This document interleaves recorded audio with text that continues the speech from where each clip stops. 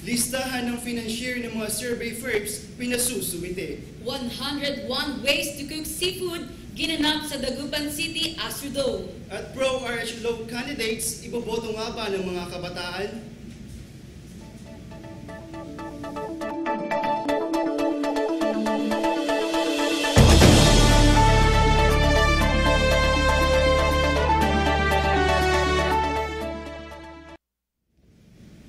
Masantos Jalabi.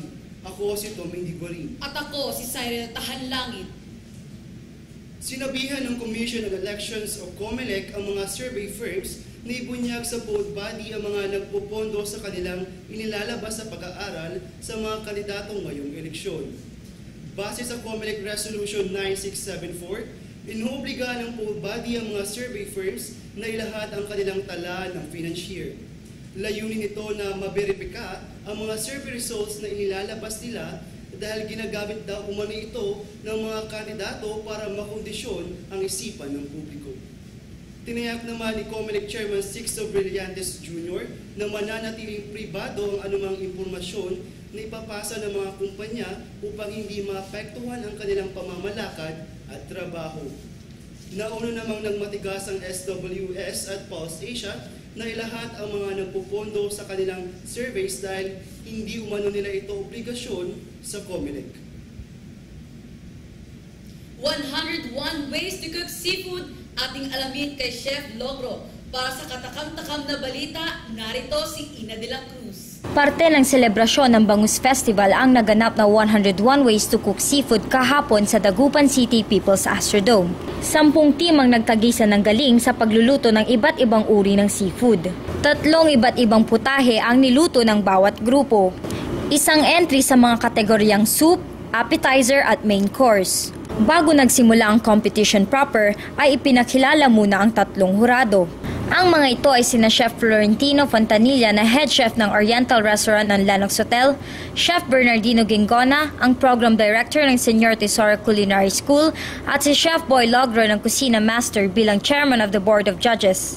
Binigyan ng 15 minutes ang bawat team para makuha at maisaayos ang mga kinakailangang sangkap ng kanilang lulutuin. 30 minutes naman ang allotted time sa bawat soup at appetizer na lulutuin habang 1 oras naman para sa main course. Sa pag-uumpisa ng pagluluto ng mga kalahok ay naglibot-libot ang 3 hurado sa bawat station ng mga contestants. Ipinahayag naman ng ilang kalahok ang pagkakaiba ng kanilang nilutong putahe sa ibang team. Ibinahagi din ni Judge Chef Boy Logro ang kanyang sikreto sa kusina. Nagbiro naman si Chef Boy Logro sa pamamagitan ng pagsubo ng pagkain kay Mayor Benji Lim. Binigyan ng puntos ang bawat team matapos ianalisa ang bawat pagkaing inihanda. Nakuha ng Team STI ang best station kung saan naipakita nila na malinis, maganda at kaaya-aya ang kanilang station. Para naman sa best plating, kung saan ang namili ay ang chairman na si Alvin Cocchia, ang kanyang napili ay ang Team YMCA. Para sa kategoryang soup, nakamit ng Team Pama ang first place, habang ang first place para sa kategoryang appetizer at main course ay naiuwi ng Team STI. Sa huli, ang Team STI ang idineklarang overall champion. Ina de la Cruz para sa Pangasinan Watch. Sa ating special report ng kabataan para sa halalan, iboboto nga ba nila ang mga kandidatong pabor sa RH Law? Ating alamin sa pagbabalik ng Pangasinan Watch. Simula nang maging gobernador si Amado T. Espino Jr., ang Pangasinan ay naging number 1. We dedicate our efforts to make our province one of the most progressive provinces in this republic. I know we can do it because we have the resources, the people, and we have the leadership. Marami na hong namuno na gobernador. I have served under 6 governors. Bilang mga Pangasinense, gusto pa ho natin umangat ang ating lalawigan. Governor Espino restore the grandeur of Lingayen as the capital of a great province. Nakita ko ang White House sa Washington DC. Sa nakita ko ho ngayong gabi, hindi tatalunin ang Kapitolyo ng lalawigan ng Pangasinan.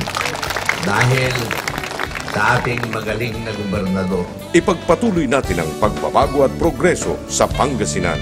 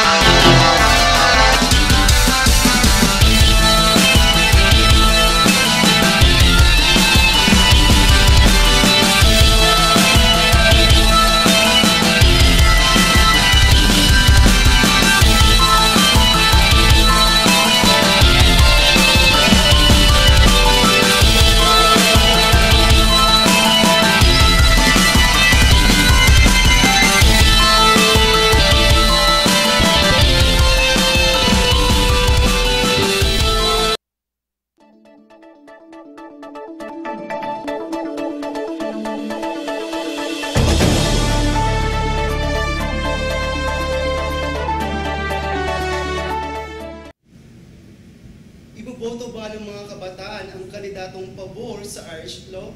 Ating alamin kay Sarah Tahanlangit. Kahit nga naipasa na ang RH Law, ay hindi pa rin matanggap ng marami ang batas na ito.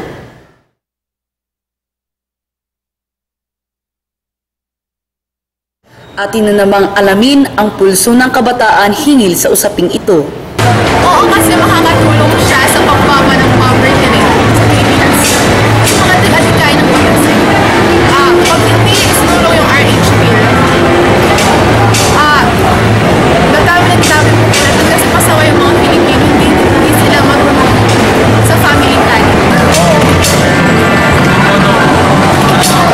Kasi siguro sa panahon ngayon, talamak na yung premarital sex, kaya pasaway na rin yung may mga nagagay. Kasi kapakanan na rin nila mga taong Pilipino kasi para yun sa mga kapatid. Oo, kasi para naman sa bayan na para sa ikabuti ng buhay ng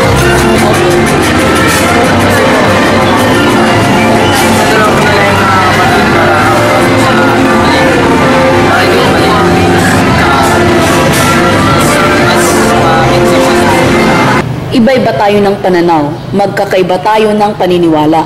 At isa nga ang mga ito sa mga nakakaapekto sa ating mga gagawing desisyon. Sana ay maging matalino ang lahat sa pagboto. Ito ang boses ng kabataan. Cyril Tahanlangit, Kabataan para sa Halalan. Painting exhibit ginanap sa Lucao District, Dagupan City. Para sa report, narito si Maui Daroy. Tampok ang mga malikhain at makukulay na painting sa isang exhibit sa atrium ng isang mall sa Dagupan City. Ang nasabing exhibit ay nagmula sa pamilya ng Chan at Lim na kilala na sa larangan ng pagpipinta at sining. Ayon sa pamilya Chan, likas ng pintor ang kanilang ama na siya namang nag-impluwensya sa kanyang asawa at mga anak, hanggang pati na rin ang kanilang mga kamag-anak ay nahilig na ring magpinta. Iba't ibang larawan ng kalikasan ang dinisplay tulad ng mga bulaklak na kaaya-aya sa paningin. Mayroon ding paintings ng mga waterfalls at bundok na talaga namang kaginha-ginhawa sa mata at sinasabing magbibigay swerte sa ating mga tahanan. Binigyang kulay rin nila ang mga pamaypay na may iba't ibang disenyo ng mga bulaklak. Ang nasabing exhibit ay nagsimula noong April 20 at magtatapos naman sa 28. Itong exhibit na to is para may share po ng Chan Lim ang kanilang mga creations dito sa mga tao dito sa Dagupan, kasi mostly sa Manila lang sila talaga nag-exhibit sa mga malls, hotels. Maui Daroy para sa Pangasinan Watch. Pigar-Pigar Festival idinaos kasabay ng selebrasyon ng Bangus Festival. Para sa karagdagang impormasyon, Rica Sevilla, nag-uulat. Idinaos kahapon ng Pigar-Pigar Festival sa Galban Street kasabay ng selebrasyon ng Dagupan City Bangus Festival. Una itong isinagawa noong 2010 at tauna na ginanap magmula noon. Kahit na sumama ang panahon ay dinagsa pa rin ito ng mga Pangasinense at mga turista. Di kalaunan ay tumigil din ang ulan at mas marami pang tao ang nakiisa sa selebrasyon. Mayroon ding mga banda na tumugtog upang ma-entertain ang mga dumalo at kumakain. Ang Pigar-Pigar ay isang sikat na putahe sa Pangasinan na ipinagmamalaki ng mga Dagupenyo. Ang pangunahing sangkap nito ay baka na hiniwa ng maliliit at maninipis at saka nilagyan ng iba't ibang pampalasa at sangkap tulad ng sibuyas, toyo, atay, gulay at iba pa. Tinanong ko si Aling Merlita kung ano ang nagpapasarap sa luto nilang pigar-pigar. Depende naman sa nagluluto kung anong gusto nilagay, pwede siyang bawang. Sa susunod na taon ay inaasahan pa na mas maraming turista ang dadagsa sa Pigar-Pigar Festival. Rica Sibilia para sa Pangasinan Watch. Kolektor na sakay ng motorsiklo na hold up para sa report, narito si Tintin Arcalas. Marami na ang naiulat na kaso ng carjacking, robbery at hold-up sa bayan ng San Fabian. Kaugnay nito, kamakailan lang ay mayroon na namang naitalang kaso ng hold-upan sa barangay Kayanga. Ang biktima ay kolektor ng isang lending company. Sa nasabing report, habang nakasakay sa motorsiklo ay nakuha ng dalawang lalaking riding in tandem ang backpack na naglalaman ng humigit kumulang 13,700 at dalawang cellphone. Samantala, ang mga sospek ay nakatakas ngunit tiniyak naman ng pulisya na mayroon ng lead sa mga ito. Payo ng pulisya sa mga motorista na maging alerto at alamin kung ano ang plate number at description ng sasakyan na sumusunod sa kanila. Ipagbigay alam sa pulisya upang agad na maaksyonan. Maigi ring alamin ng publiko ang hotline ng PNP na maaaring tawagan sakaling may kaso o emergency. Dapat sila ay alerto at alamin sino mga sumusunod sa kanila habang nangungulikta sa ibang bayan, islang barangay within their jurisdiction para iwas hold up. Kung sakaling ganun ang mangyari, i-report agad sa pinakamalapit na hindi nilang pulisya para maaksyonan agad. Tintin Arcalas para sa Pangasinan Watch.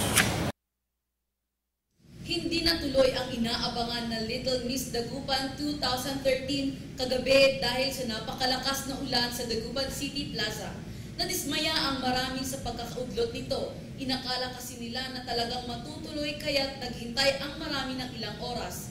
Ngunit pagkatapos ng pag-uusap ng mga magulang ng mga bata, organizers at sponsors na naturang patimpalang ay sinabing sa April 25 na ito magaganap ng alas 10 ng umaga sa Dagupan People's Astrodome.